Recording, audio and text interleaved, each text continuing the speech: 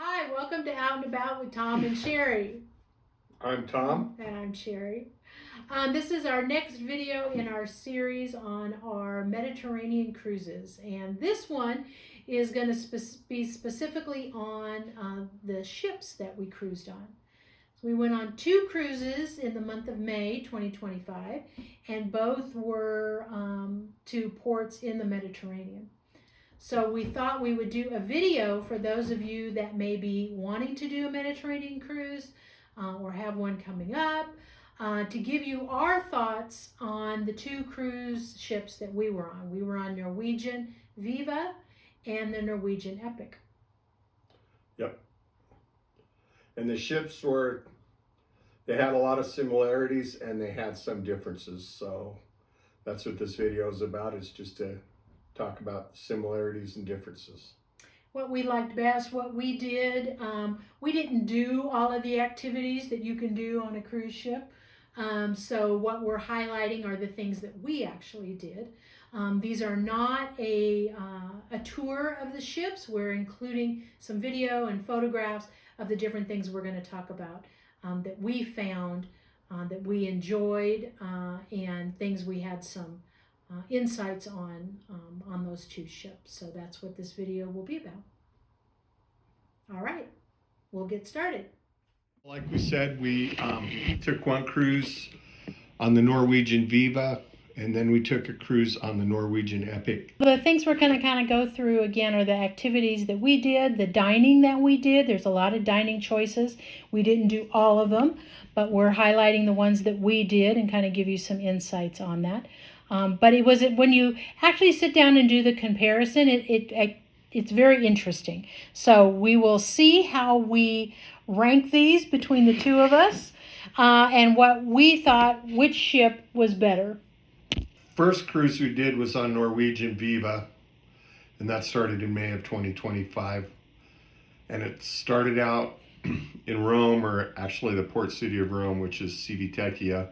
Went to Naples, Catania, 1 day at sea, 2 days in Alexandria, Egypt, which was kind of neat. We'd never been on a cruise that had 2 days in the same port, and that was just kind of neat.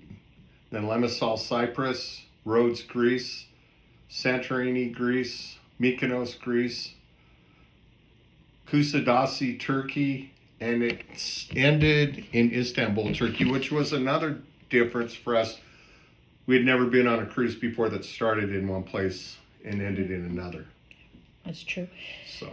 And then the Epic ship, we had about a week between the 2 cruises, and we stayed in Istanbul and some time in Civitavecchia, which we have a separate video on that if you want to learn more about Civitavecchia. But the Norwegian Epic, again, we left from Rome, from the port in Civitavecchia. We had a sea day, and then we went to Santorini, Athens, Olympia, Valletta, Malta, Catania, Italy, Naples, Italy, Florence and Pisa, Italy, and Cannes, France. And then we returned back to Rome, Civitavecchia. So there are a couple similarities that you'll see, a couple of the stops, but our interest was getting to see the main places in Greece, as well as a couple more places in Italy. So while there were a couple repeats, there were certainly differences between the 2 cruises. And I think for me, the places that I wanted to go were captured on the first cruise. I wanted to go to Egypt and see the pyramids, and I wanted to spend some time in Istanbul. Istanbul is a place that I've wanted to go for quite some time. And I think Sherry chose the second cruise based on places that she wanted to see. So the Viva was actually a real new ship overall. It was launched in November of 23, 965 feet long, and had 3,200 passengers. And both ships really, but we got balcony rooms on both ships. On Viva, we were on deck 10 in room 10212. And it was That's a good sized room. Good sized room, yeah. And one thing that I was concerned about was we were near the elevators on Viva, and I was wondering, is it going to be noisy? And I don't think it was one bit noisy in terms of people near the elevators or elevator noise. And I really like the convenience of being that near the elevator. And then the Norwegian Epic was an older ship launched in 2010. It had just had a refurbishment like a week and a half before we got on it in May of 2025. It was a little bit longer ship, and you could tell that walking on it. It had a larger capacity at just over 4,000 passengers. And as Tom said, we had a balcony room, and we were on deck 9 for that one. And we were a little far forward on that room. So we did feel, I felt the ocean a little bit more on that one. But that room was noticeably smaller. And these ranges that they give you, I don't know exactly what ours was, but I have a feeling it was towards the lower end. Yeah. On Epic. So, and we'll see that here coming up. Looking at the cost between the two ships, Viva was about $220 more per day, which resulted in a cruise that for the two of us in balcony rooms was $2,640 more per day. But it was an extra day. And another difference was, and I don't know how to put this in there, but the ports were different. Mm-hmm. So, yeah, and I think really for a comparison, we're comparing the two ships. Yeah. What it was like, because if you're going to plan a cruise to the Mediterranean, you have a couple options on which ship you're cruising on, and I think you're as we've shown, you're going to pay more to be on the Viva than you are on the Epic. So what we wanted to do was just kind of elaborate a little bit on both ships, what was good on one versus the other one, and in the end, which one would we pick again, and was it worth the price difference to be on the Viva? So we shall see. We mentioned this in one of our other videos. We weren't in a video or picture taking mode when we first got on the ship. So we don't have a lot of video on this. So we will put in the description a link to another YouTuber. His name is Nick. He does a great walkthrough tour of the Viva. So we will put that on there for you because we really don't have video from the Viva. And some of the things that we'll talk about, you can certainly take a look at his video. I think he did a really good job. So we'll put that in the description. But this was our room. This was room 10212. It's a balcony room. And I liked the layout of this room with the bed closest to the door. It was a good size room. And plenty of walking room. You weren't kind of walking over each other or anything like that in that room. The balcony was nice. Good size and whatnot. And we just included a picture here because a lot of times I know people want to know what the plugs look like. So here's one of the plugs that was over on the little desk area. And Viva, I think, had a better layout of plugs. It had more plugs, and the plugs were better laid out. There was a plug near the bed, which is good if you use a CPAP machine or anything, or like to have your phone charged near the bed so you can pick it up in the middle of the night. The Viva had a much better layout, where Epic had plugs, but they were kind of under the counter near the refrigerator. So, and I think the Viva overall was in better condition. Not that there was any problem with the condition on the Epic, but there was scratches here and there where. Yeah, which you'd expect, I guess, from an old, a newer ship versus an older ship. Yeah. Right? Yeah. So this is a video of the room that we did on the Epic so that you can see. Again, no video on the balcony room on the Viva, but we do have one on the Epic. So this is the video for that in room 9076. So as Tom was just saying, you'll notice he points out some of the cabinetry and whatnot, but the room layout, very different. The Epic, I had never seen this before on a ship, and this is one of the things that a lot of people talk about when you talk about the Epic, is the split bathroom. on there. So we'll play the video. You'll see it and get all the detail on that. And so we're on the Norwegian Epic now. We just got into our room, and we thought we'd show you a little bit about our room. These are the light switches in case anyone was wondering. This room's a little bit different layout than on the Viva. You've got the shower on this side, or no, the toilet on this side. The shower on this side. A curtain for privacy. You got the sink here. In the room area. In the room area with the stopper. Medicine cabinet in the room area. Medicine cabinet in the room area. So it's kind of, I would say, a hybrid bathroom stateroom. Let me show the shower. All Let in me one. back up here. We'll show our shower. Now, I guess it's about the same size it would be if it was a normal, all combined. So it looks okay. So Yep. we showed the bathroom. All that's in there is the toilet. That's it. And then the sink's out. So yeah, so very unusual. So, all right, so the rest of the room, Tom? Rest of the room. TV is here. And then the room has a fair amount of storage space. But the not a lot of electrical. Electrical's in that little cabinet that Tom just opened. So there's no electrical next to the bed for like phone charging and stuff, but we kind of have a whole phone charging setup, so. Yep. CPAP machines. Whereas on the Viva, there was outlets right next to the bed, which was nice. But yeah, so there's one set of outlets down here. There's 2 US plugs and 2 European style 220 plugs.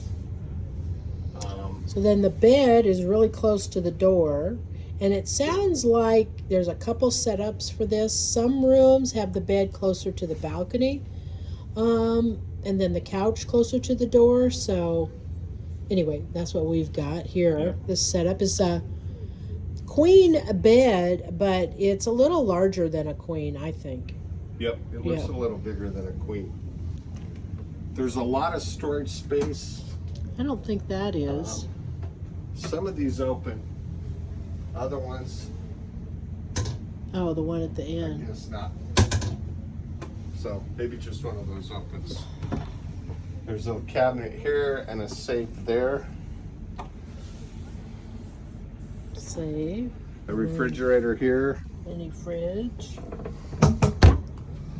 Light switches here. Mirror here. It opens. Phone, bed lights, that's nice.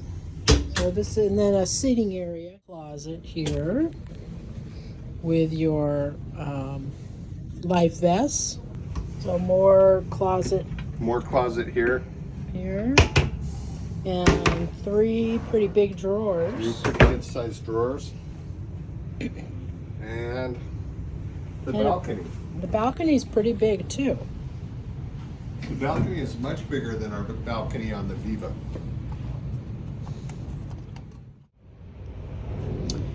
So you come in, you get the couch, bed, and then, like I say, the split bathroom,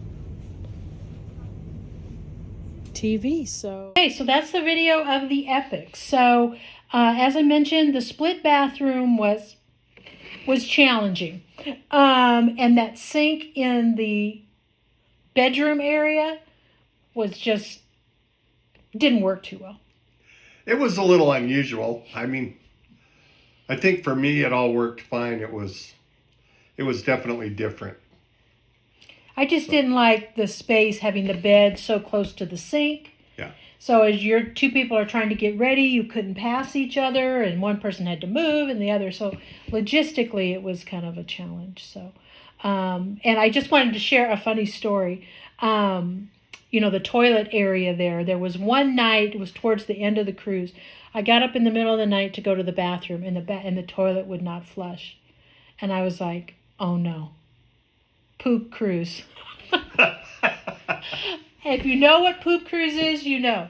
If you don't, you'll have to Google it and find out. But it didn't work for about 4 hours in the middle of the night. I got up again. It still didn't work. And so then I was like, I better call the front desk. So I called the front desk, told them, and he says, don't worry, ma'am, everybody's out. Then I really thought, poop cruise. But by the time we woke up in the morning, all was well. Thank gosh. So, all right. So, Tom, which ship was better for the room? Tom? Well, a couple more real minor differences. Viva had, I thought the TV was better on the Viva, and it's like I said, a real minor difference. And the navigation stuff that you could see on your TV to see where you were and where you were going was better on the Viva. Overall, I think Viva had the better room. The room layout was better, and I really like the outlet layouts better. But frankly, I could live with either one. If one ship had a better itinerary, I wouldn't be like, I didn't like the room on that one. I would take the other one. Yeah, I would say Viva was too. If you're just strictly looking at the room, Viva was the better layout for sure. So next up on the comparison between the two ships are dining options. So we're going to look at both the complimentary dining as well as the specialty. And a lot of the specialty restaurants are the same on the two ships. There's some slight differences, so we're going to talk a little bit about that.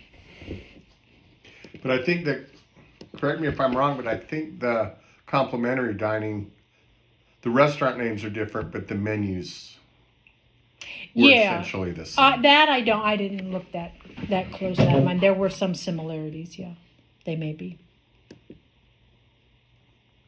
And I really like the freestyle dining on Norwegian. You know, we've cruised on other cruise ships, and it was nice being able to eat in a main dining room whenever we wanted, not having to wait till our assigned time.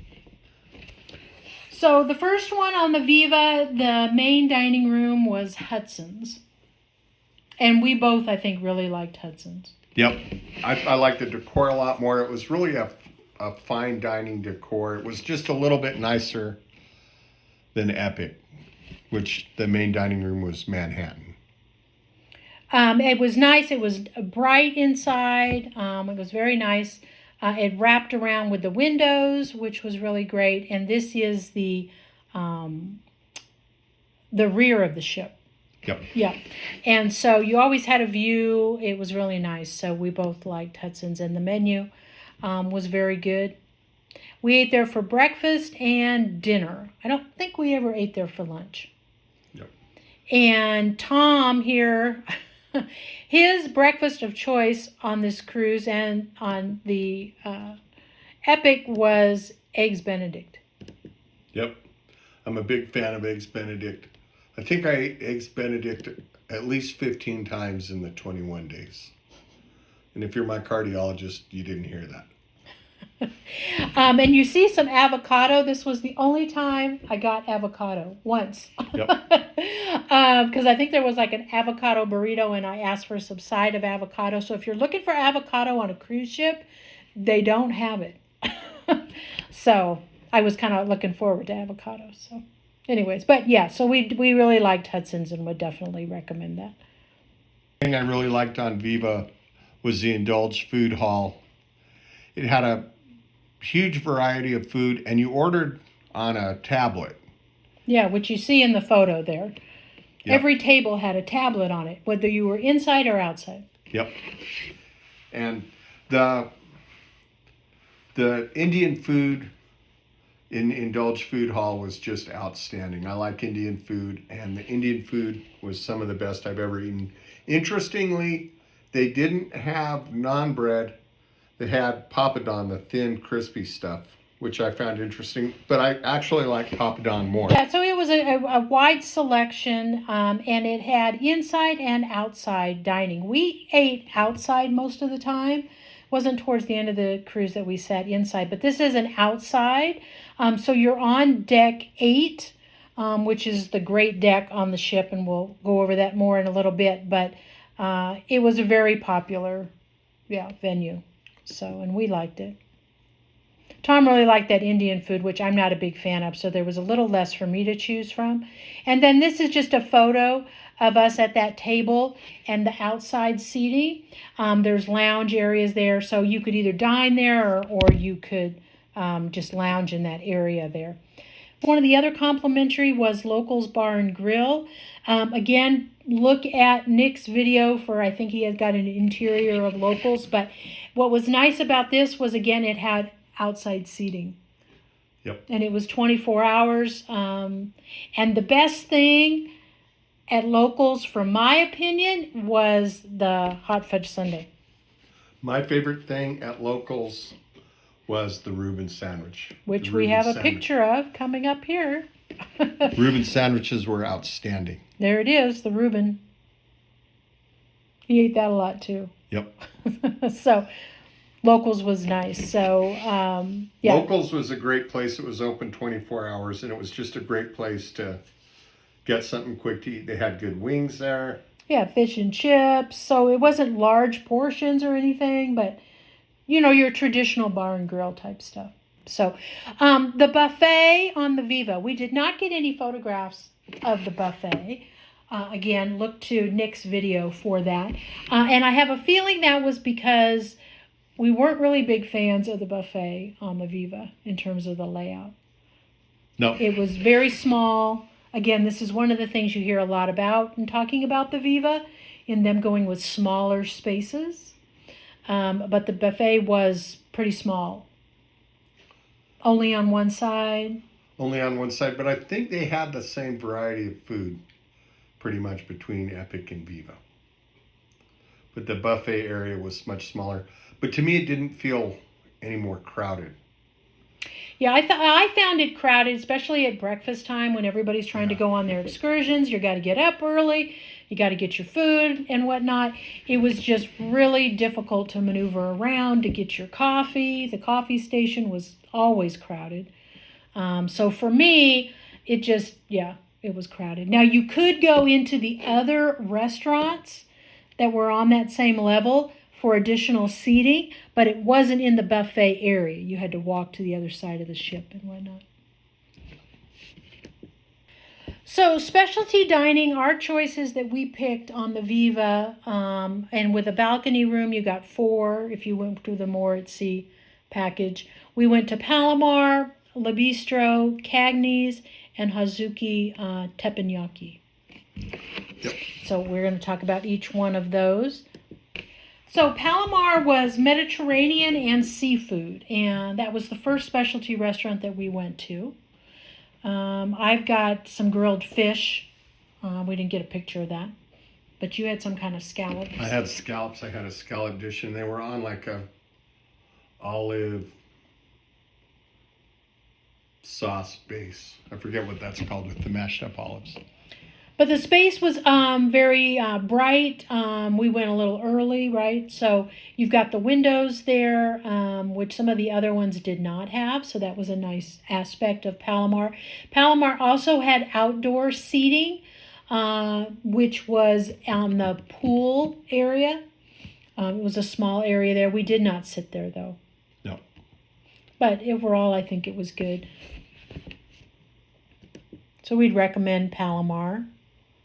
And then just a tip, we did not get the beverage package. We don't drink, so it really didn't make sense for us. But I do like a glass of wine with a nice dinner, like going to one of the specialties. So I just wanted to give you a tip that if you're in the same boat, you can order a bottle of wine, and they will save it for you, and then you just request it the next time you want some. So basically, each time we went to a specialty restaurant, I asked for my bottle of wine. So I got through 4 meals on 1 bottle of wine. So I don't drink a lot. But it was a nice feature to have. So I enjoyed that. And they give you a little ticket, and you keep the little ticket. And then when you go to that next restaurant, and you want to order it, you just give them that, and they go and get it. So. Remember the one time on Epic, they said your bottle of wine's too far away, so we'll just give you a glass of wine for free. That's true. They did do that. So. Yeah. So. Which was nice. Yeah. Got an extra glass of wine. So. And Lee Bistro was the French restaurant. I don't know. The chandelier seemed a little oversized for the room. I think it might have come out of a room with a much taller ceiling. But the decor in there was neat. You know, it was interesting. And again, not typical cruise ship decor. Yeah, I like the decor in the bistro because we went to Le Bistro on both ships. I liked it on Viva. I thought the light blue and the crystal and white just kind of set the stage for having a French restaurant. So I enjoyed that. And here, I love escargot, so I did get escargot appetizer. So I was glad about that. I know some people have said, a lot of the ships used to have the escargot in the main dining room. I never did see that, but the specialty at the French restaurant did. And then, as I mentioned, that Palomar had that whole glass window. Le Bistro did not. They had a small porthole type that you can see in the back of this photo here along that side. So if you wanted to get somewhat of a view, that's where that was at. And then the desserts there were pretty amazing. I mean, the desserts all over were, but the ones in La Bistro were really good. This was like a dark chocolate, and it was really good.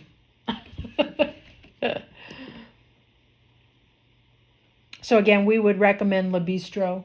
Yep. It was good. So on Viva, the other two restaurants we went to were Cagney's and the Hasuki. So we did not get photographs in there. Again, you can see those on Nick's video and get a little more information on those. But Cagney's, I thought Cagney's decor was very modern. Again, you're on a newer ship.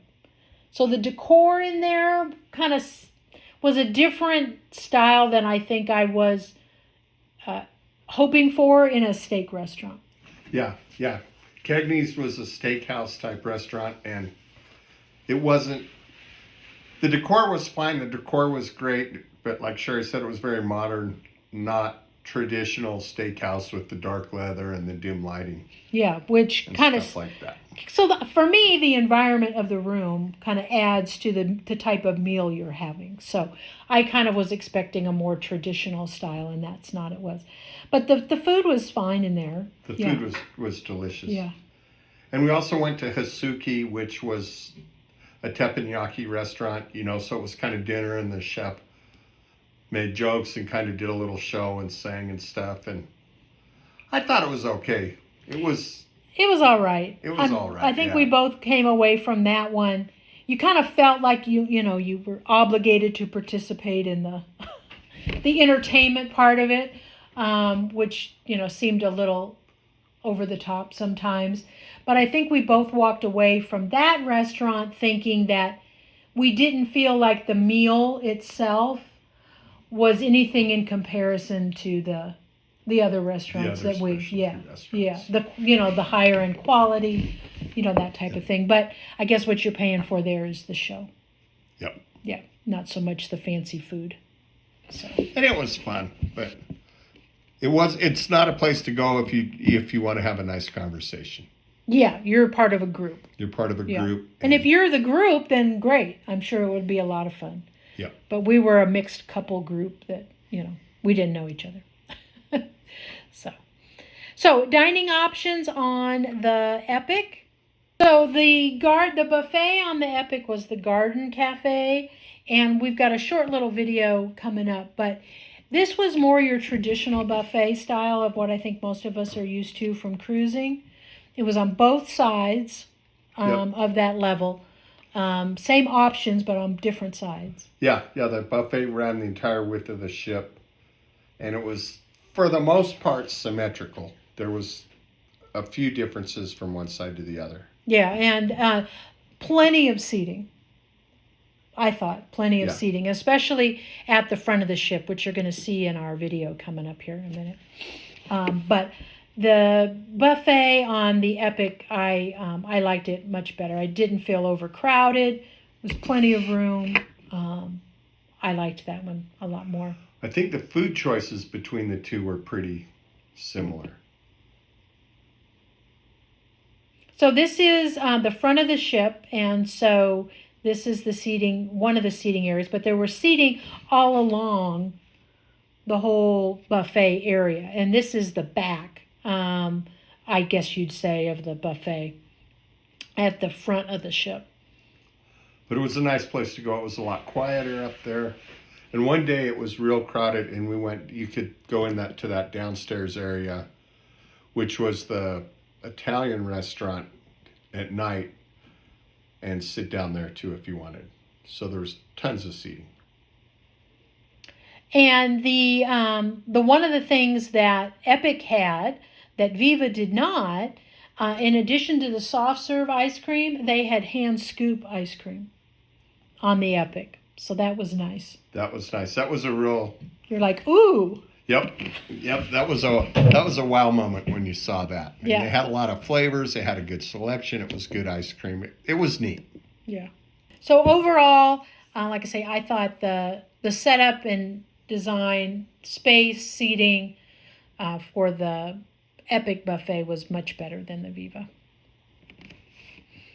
So the next complimentary was the O'Sheehan's Bar and Grill. So the comparison to the locals Bar and Grill on Viva, open 24 hours. And we've got a video on that, so we'll do the video and then we'll share our thoughts on that one. No, Sheehan's to me, it was, again, it spanned the width of the ship. There was a bowling alley on one side, but it felt like you were kind of in a thoroughfare. It was more of a atrium type setup. Yeah, there were both sides to it, and you could, sit on either side. We always sat on the side with the bowling alley, which you see here. There was some bar seats up there that you could overlook it. But when we were there was never anybody playing. I don't think it was open very often. But similar type food. It did not, though, have the hot fudge sundae. That's right. Only Viva's locals had the hot fudge sundae. So that was kind of a disappointment. I'm like, ooh, we'll get some more hot fudge sundaes. No, there wasn't any. But they had the Reuben. Yep. They had the same, the wings, the fish and chips. So similar food. So the main dining room for Epic is the Manhattan. And we ate here a lot. So we've got some videos here on it to show you, but old school kind of dining room area, had nice views. It had a live band that would play. The live band was something I thought was a real nice touch. They had a little stage area set up in the middle, and I thought that was neat. The food selection was really good, so we'll show the video.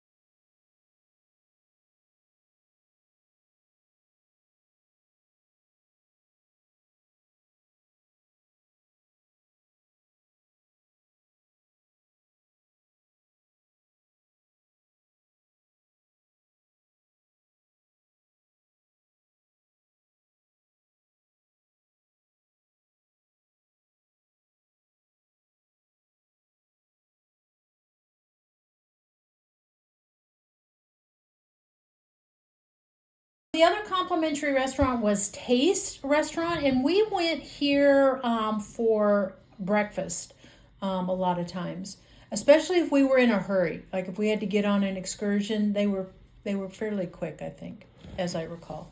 Yep. I think they did lunch too, but I don't recall us eating there for lunch. The other complimentary was the noodle bar, which was at the Chinese restaurant, Shanghai's. Shanghai, yep. And this was a little confusing at first because we thought, it was a specialty, but the noodle bar itself was not, but you had to make a reservation. But it was complimentary. So, and that was for lunch. Yep. And I really enjoyed the noodle bar. I like Asian food. I like noodles, so it was right up my alley. And you sat for the noodle bar either at the bar or at these tables over to the left-hand side. And then these tables on the other side were for the Chinese restaurant. And you got it was kind of like it reminded me of one of the sushi places we go to at home where you had a list of the different things you could pick and you would put what you wanted and that's what you gave to the waiter in order to order. So. Yep. Yep, but they had good variety and the food was good. It was pretty quick. Mm-hmm. Yeah, so if you want to do that, just be sure to make a reservation. You just go up to the front of that restaurant and you can make a reservation for it. So specialty dining on the Epic. So we went to Cagney's, the steakhouse. We went to Shanghai Chinese food. And then La Cucina and Le Bistro were the four that we picked for the Epic.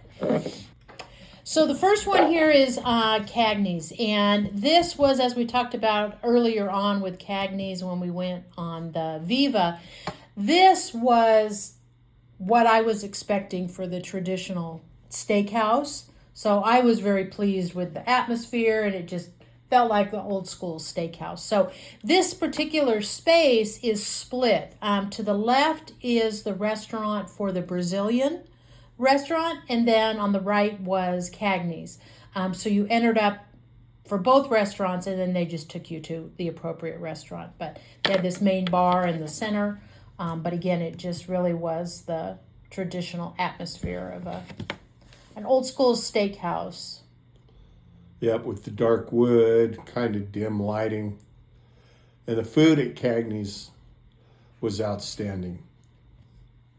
Yeah, it was really good. And here's more from our dining table. Again, you can kind of get the feel for the restaurant. And one of the things from Viva when we went, Tom had ordered the shrimp cocktail on Cagney's on the Viva, and I didn't, and I regretted it. So I ordered it on Epic. They're huge. They're prawns, really, right? But it was really good, so I enjoyed that. We both got that. And the prime rib at Cagney's is what I ordered on Epic, and it was without a doubt the best prime rib I've had in my life. So we live in Nevada, and there's a lot of prime rib in Nevada, but this was a cut above, and so is the cream spinach. I like steakhouse cream spinach, and that was delicious. The whole meal was outstanding. Very good. So the atmosphere just really made it. So then our next specialty was the Shanghai Chinese restaurant. Back to same location again as that noodle bar, but you sit in a different space there. But the Chinese was a nice something different as far as a dining choice because you didn't get Chinese anywhere else. But again, you walk through and then the seating is in this back area. Yeah, fine dining Chinese isn't something I normally think about. You know, it's French, Italian, or steakhouse type stuff. But this was fine dining Chinese, and it really was fine dining. It was delicious. And then our next restaurant was La Cucina, and this was kind of we didn't initially think about this place, but then we saw that location and we're like, wow, this probably is really nice. So we signed up for that, and this was Italian. And like we had shown in an earlier segment of the video, this is at the front of the ship, down below the buffet area. But once you got down there, it was just a perfect setting and the views were great. And you'll see that on the pictures coming up here. And the service I thought was outstanding. And it was not crowded. The spacing was really wide open, and we sat right there at the front of the ship, which was great views, obviously, and some good, Italian. This is the spaghetti. What is it? Spaghetti carbonara. Carbonara, yeah. I had not had that yet. I know that it's a traditional Italian dish. I had never had it, and it was very good. Yep. I thought it was delicious. I'd never had it either. And then I think we both got the grilled salmon, as I recall. So Yep. that was the choice we picked on that. But the bread was great. As Tom said, the service was really good. So we would definitely recommend that if you're looking to choose a specialty restaurant. Our last specialty restaurant was Le Bistro, which is the French restaurant. So very different decor style. I liked the decor style in the Viva better than here, but this was still, it was nice. But I thought the one on the Viva kind of hit more of the Paris French, look to it. But this was also, like I say, a nice space. They kind of tied in some of the blue too, but not as sparkly, blingy as Viva's.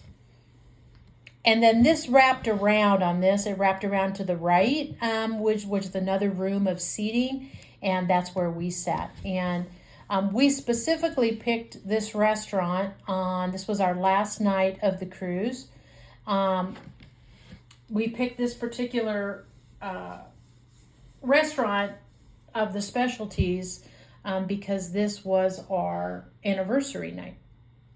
Yep, it was our 18th anniversary, and we got engaged in Paris, France, and we celebrated our 18th anniversary in Cannes, France.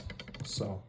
Yeah, that port that day was Cannes, France. So it just worked out perfectly. So how could we not eat at Le Bistro? So grilled fish. I usually got grilled fish every time I could get grilled fish because I really like that. And yours was lamb chops, Lamb right? chops. Yep. And then our cruise planner had asked about, any special occasions or anything like that. So we did tell him this was our anniversary night. So he put in a little note, and they had a little dessert for us and brought that out, which was nice timing because they brought it out before we put in our order for dessert. Yep. So we didn't end up with more desserts than we needed. So it was perfect fitting for us to celebrate our anniversary at that restaurant. Yeah, I'm looking gray. Been 18 years. Surprised I have any hair left. So nice. So again, we would certainly recommend Le Bistro. Yep. So we're back to the question, which ship was better for dining overall? So, Tom, what do you think? My opinion is Viva was better for dining because of the larger variety of food. The indulged food hall. I liked the 24-hour restaurant better. But main dining room, a lot of the menus were the same. So the one thing that stood out for me on Epic was the prime rib, like I said earlier. But I'm fairly confident that if I would have ordered prime rib on Viva, it would have been the same outstanding prime rib. So I'm Viva is better for dining. So I am Epic better for dining. The buffet made a big difference because going to the buffet on the Viva was just I was kind of I wasn't dreading it, but you're like, oh boy, it's just going to be crowded. Where are we going to sit? That was not an issue on Epic. No concerns whatsoever. So I really like that. And for me, again, the old school restaurant atmosphere I liked better on Epic, both for Cagney's and the main dining room Manhattan. Was just that darker wood. It just felt more fine dining to me. And so I would definitely say Epic for that reason. So the next category of our comparison of the two ships are the activities on board. And what we're going to show are the activities that we did. So there's a lot of things on the ship. I mean, if you've cruised, there's a million things to do on the ship. So there's a lot of things we just don't do.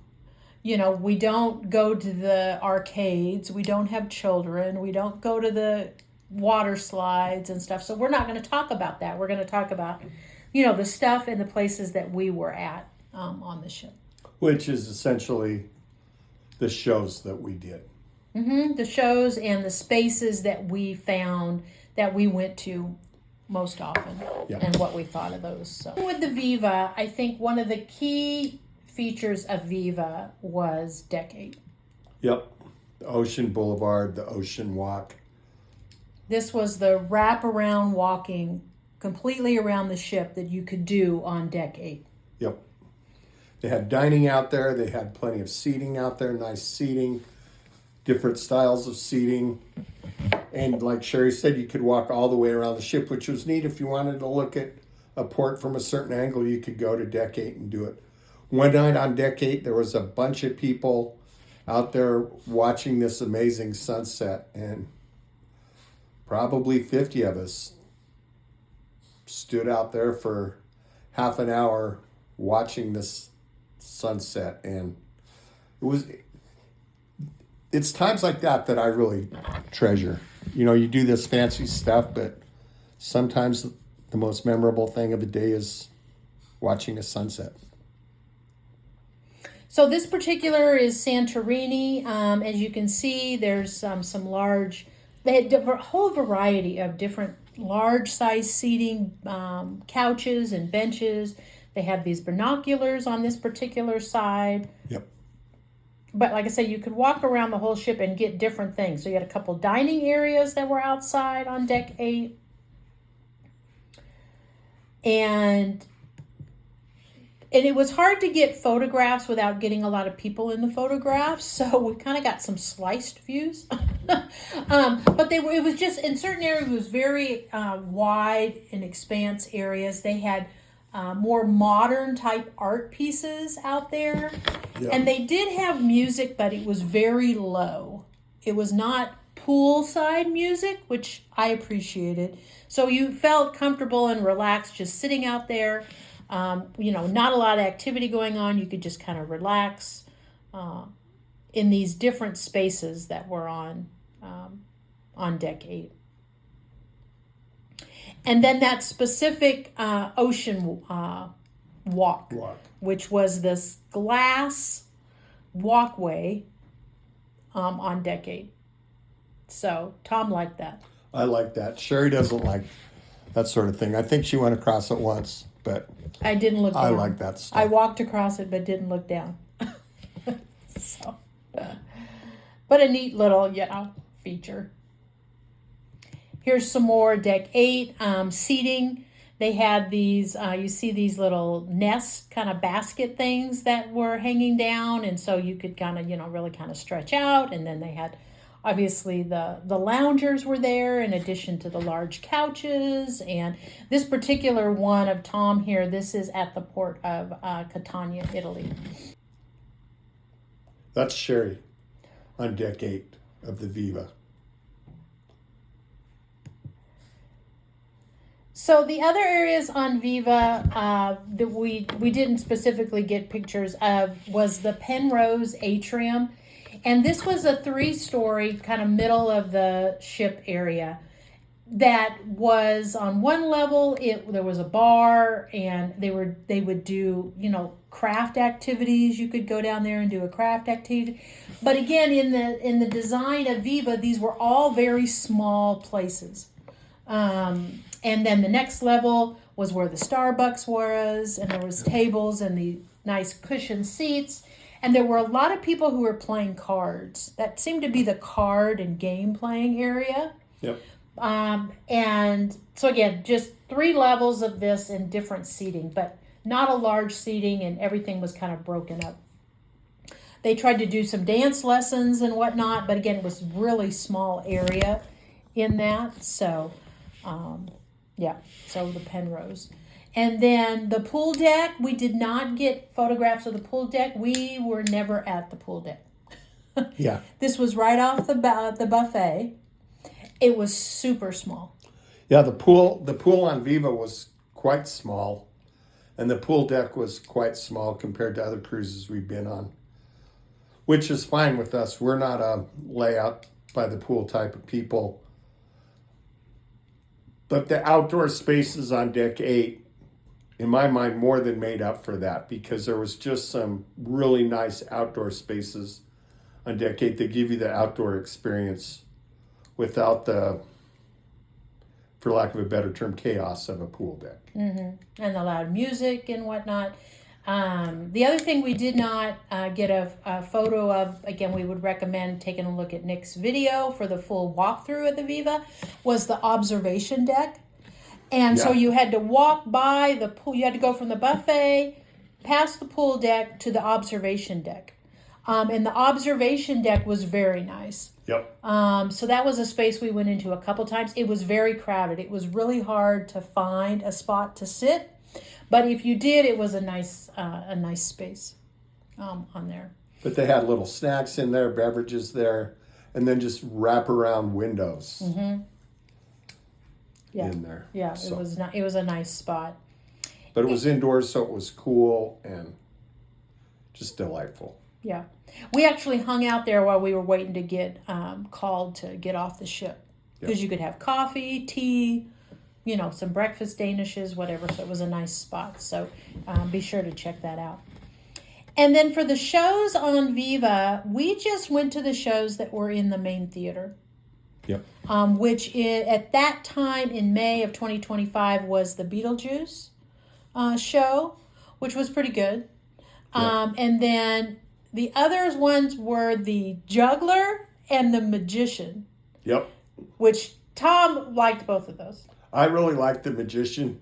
I called him the bumbling magician because he would do a card trick and pick an audience member to pick a card, and then when it came time to do his trick, he would say, "Oh, didn't you mean the 3 of diamonds?" when they had picked the 8 of hearts, and his trick worked with the 3 of diamonds. And I don't know how much of the bumbling was his act and how much was just his bumbling, but I really enjoyed the magic shows. We watched 2 of them, and they were great.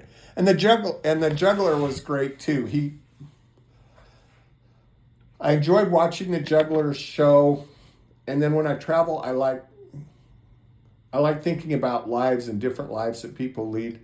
And the juggler on the Viva had lived a very interesting life. He had basically traveled the world juggling, busking, and he had pictures of him busking in Vatican City and Spain and Barcelona, Spain, and just lived a very different life and probably a very interesting life. And he did a great show, and he was a fantastic juggler. And it was just fun to go and watch him. Another thing I liked about the showroom on the Viva was it had multiple configurations. It had theater style or stadium style seating, where you'd walk down a stairway to your row of seats. But the seats could also pull back and just leave a large open area in front of the stage. And I just enjoy that sort of thing from a technical point of view and looking and seeing how it works and stuff like that. So. Yeah, it made for limited seating. Again, that's the thing on Viva. But it also allowed for them to do the parties indoors, because they had like a 70s party and a Latin party, rather than being out on the deck, which I'm assuming they probably couldn't do because the pool deck was so small that they had to do it in there. So those seats did that. Those movable seats allowed that to happen. So we did not go to any shows in the Improv or Sid Norman's, anything like that. Part of the reason was, again, small venues, and you really had to get there early, like 45 minutes before the show started, to hopefully get a seat in one of those small Improv or Sid Norman venues. So we didn't do that. So the activities on the Epic that we did, cafe was more of a congregating area there. The Starbucks was there as well, and we got some video and some photos of that to look at. And the Atrium Cafe felt very crowded to me. They had activities in there, but it just felt pretty crowded. The atrium was off to one side, and across the walkway there was guest services. And the Epic had a lot of the signage on the various parts of the ship to kind of tell you where to go and whatnot. But over here where you see the people sitting, that was the atrium. And Tom was right in that the way they had it set up there was pretty crowded seating, but you can see it was a main walking area. The guest services and shore excursions were in that area. But the other great thing about the atrium was they had this big screen projection. So they would do the trivia, they did dance lessons, they had information about different cruises. And as you can see here on that deck, on that particular deck, there was seating all up above. So not only could you sit down there in those cushioned seats, but you could sit up at this upper level here. They had bar stool seating and whatnot, and that was always crowded. So there were a lot of people that were up there, so you could still participate in the trivia and things of that nature from up in that area. So, but next to the atrium, as I mentioned, was the Starbucks on the cushion seat level. Yep. But we were there quite a lot for the trivia, just to kind of hang out a couple times. We watched some dance lessons from up above. That was fun to watch. And then the pool deck and Spice H2O, which was the area for adults only up until like 6 p.m., I think it was, something like that. So I did, on one of our ports, I did not get off the ship. So I was able to walk around and get some video and some photographs of these areas. So that's coming up without all the people there. That's what's kind of hard about videoing. Is so many people. So this is the Spice H2O, the adult area. This is on the back of the ship. And this was a nice area. It did have music playing, which was rather loud. So kind of like a main pool deck area, but a little more quieter in terms of all the bustle of activity because you didn't have a bunch of kids and DJs and things like that. And it had a big LED screen for watching movies, which was needed. Didn't get all washed out in the sunlight. But again, a very traditional cruise ship pool deck area. Mm-hmm. Small little pool area just to kind of cool off and whatnot. But the big screen was there. And while we were there, they had a lot of football going on. Rock climbing wall. Yeah, so when you leave the Spice H2O and you head back towards the front of the ship, you pass the rock climbing wall because you are on the pool deck. We did not do the rock climbing wall. No. And a lot of just traditional kind of cruise ship stuff. They have a basketball court. Yeah. Water slides, things like that. And they were all kind of clustered on the pool deck area. Whether the pool deck being Spice H2O or the all ages pool deck. So in case you're wondering about the rock climbing wall, there's your height and weight limits on that. But I liked this area when Tom was off the ship and I stayed on. It was really nice that they had all of these loungers in the different shade areas. So if you didn't want to be in the sun, you didn't have to be. So that you saw that back there. You see it here. This is coming up to the main pool area, which was much larger, more of that, older cruise ship style. But you see they had all of these loungers that were in the shade or partial shade sun, or you could just be out in the sun. So I sat there for a while, which was nice. Again, this is when we're in port, so that's why it's empty. The hot tubs, which had the covered shades area. Now that's outside the main, or the Spice H2O pool deck in the main pool deck. Yeah, this is the main pool deck area. Heading back towards the buffet, because the buffet and the pool deck are on the same level. Yep. But lots of seating out here. The pool is much larger, as I mentioned.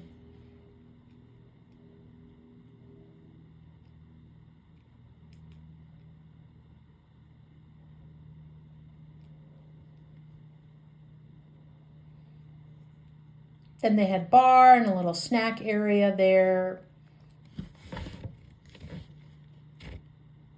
And then this is heading back towards, you go in the doors there, that heads back into the buffet level. or excuse me, buffet area. So you could go in and get your lunch and then come out, sit out here, or dinner, whichever, breakfast, whatever. So you could certainly do that.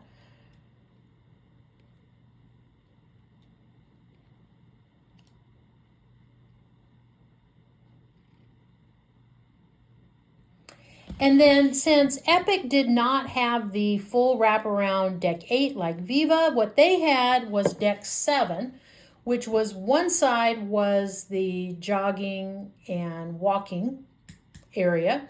So we went out there and walked. And it wasn't quiet necessarily because you could hear all the engineering equipment and everything. Kind of a roaring sound. The ventilation, But the lifeboats area. But if you wanted to go walk a distance, this is where you had to do it, really. Yep. And not interfere with a bunch of people on the pool deck. But again, the Viva with deck 8, you could do that on deck 8. And that was a really, really nice feature of Viva. Yeah. But this, you would go down and you just turn at the end and come back. Technically, you could go there and walk or run, but it was nothing like the boardwalk on Viva. And then on deck 7, on the other side was the shuffleboard. So we did a little shuffleboard, and that game is harder than it looks. I'd push it, it'd go 2 feet.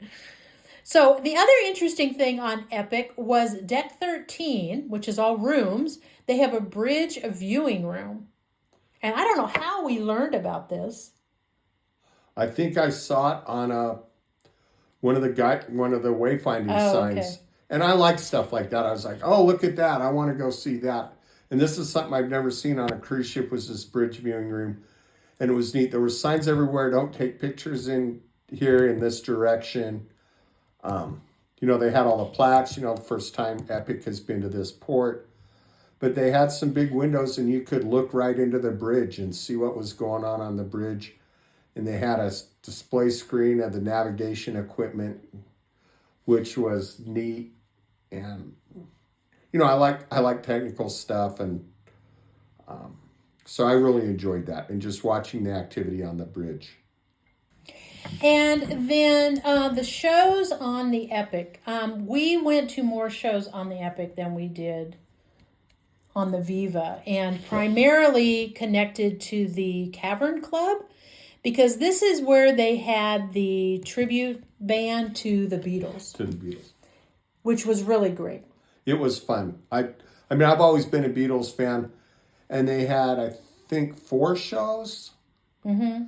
And it was kind of, the evolution of the Beatles. The first show started out, with the classic Beatles coming onto the Tonight Show, and it went through the history of the Beatles through Sgt. Pepper's Lonely Hearts Club Band. And the musicians in the Beatles show kind of dressed the part and kind of played the part of the individual musicians. And it was just neat to go through and kind of walk through the evolution of the Beatles. Yeah, and they were very popular, and this room you had to get there early as well. But they ended up, I think it was a change, they ended up moving one of the shows from the Cavern Club to the main theater room. Yep. Because people really enjoyed the whole series. Because you can sing along, the songs, and yeah, it was good. And we got there quite early because we really wanted to see them. So we got there probably 30, 40 minutes before the show started and got good seats. And the venue filled up. Yeah, every time it always filled up, whether it was here or in the main theater. And then the other shows that we went to, there was Red, White, and British, which was a music, rock, choreography production, and one other one. I can't remember what that one was called, but I enjoyed all those shows as well. Yep. And the Epic Theater was more of a traditional cruise ship theater. Epic was more of a traditional cruise ship. So. Yeah, so I would say, the shows were good on both, but the Beatles was unique.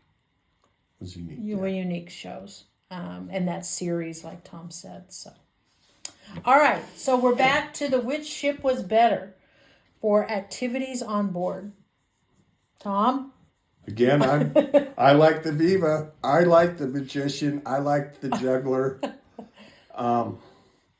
I think it And was I all like the about venue. the Deck 8 did it. The Deck 8 was fabulous. So for activities on board, I'm a Viva man. What about you, Sherry? Yeah, Deck 8 was a real treat. And we really missed that when we got to Epic.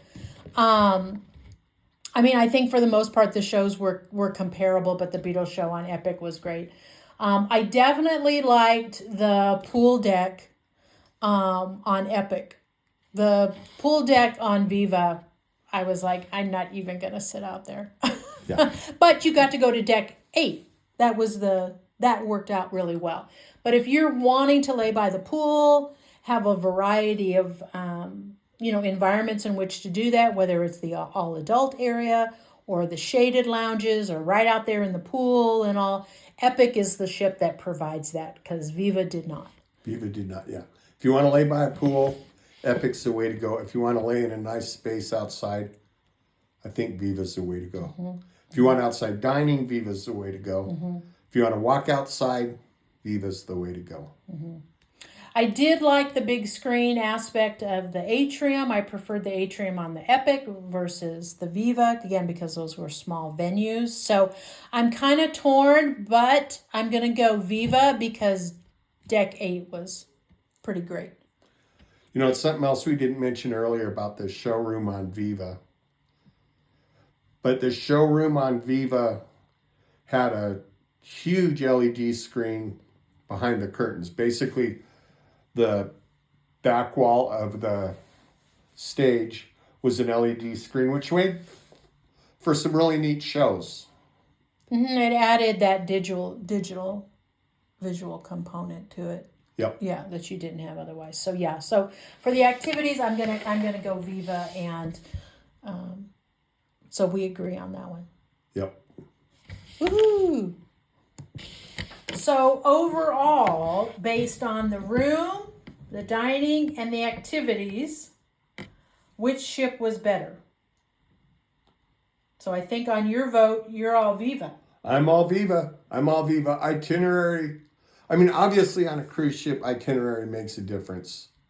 But given the same itinerary, I liked Viva a whole lot better.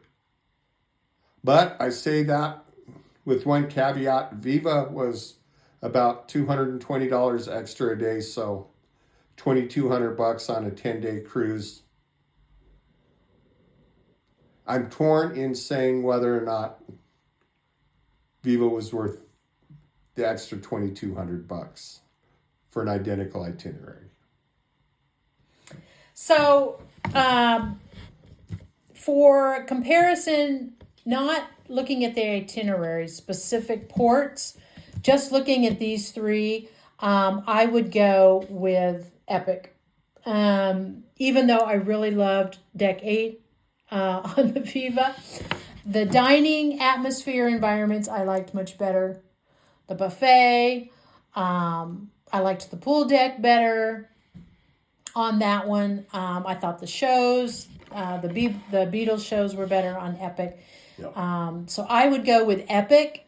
And then if I throw in the consideration of the itinerary, in our case, the extra $2,000 plus that we paid to go on Viva was primarily connected. That itinerary is what caught our eye from the very beginning on Viva. Yep. We didn't know a lot about the Viva. I mean, we didn't know a lot about either one, but that itinerary of going to Egypt and getting to see the pyramids and going to Istanbul is what drew our eye to that in the first place. And from my understanding, Epic does not offer that itinerary. And it's probably only the Viva that does. So, and you're paying to be on a newer ship. But I liked the old traditional style cruise ship that Epic was. over the new style of Viva. Now, if they could just put deck 8 on the Epic, it'd be perfect. And Viva, the service, you know, just overall service across the whole cruise experience. I think the service was better on Viva. But when I say that, I mean, I'm talking about 5-star service versus 4.5-star service. Service on both ships was fantastic. Viva was a little better. Yeah. So, and I forgot to mention on the rooms, I went with Viva on the room because of the small size on the Epic. So there's that. But I think for the other stuff, I'd stick with Epic. Yeah. And I think for me, for an identical itinerary, I would probably go with the Epic just because it's a couple $1,000 cheaper. Yeah, and that's significant. I mean, Yeah. for 2 people, I mean, you know, you're looking on what you can afford. I think by going with Epic, you're going to get to go on a Mediterranean cruise and not have to spend an extra $2,000 is significant for a lot of people. Yep. And they may not be inclined to go to Egypt and Turkey, because I'll admit those were the 2 places that I was like, I don't want to go there. Tom wants to go there.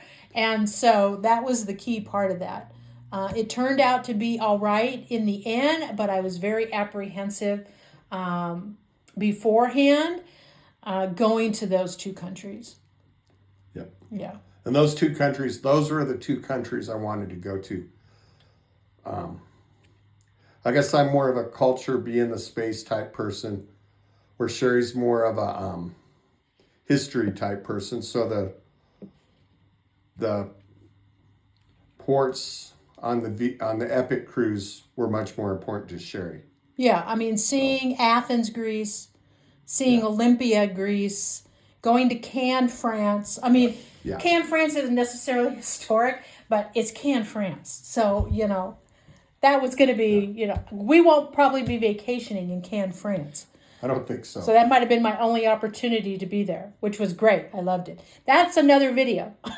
Yep. So anyway, so that wraps this up. So we are a split. So Viva and Epic. Yep. Tom's Viva, I'm Epic. So we'd be glad to hear any questions. Share your thoughts. I mean, maybe you've been on both. You can share. We'd love to hear other people's opinions of different things. Maybe we missed something. So feel free to chime in the comments. So we appreciate you tuning in, and hope you've enjoyed our analysis of the 2 ships.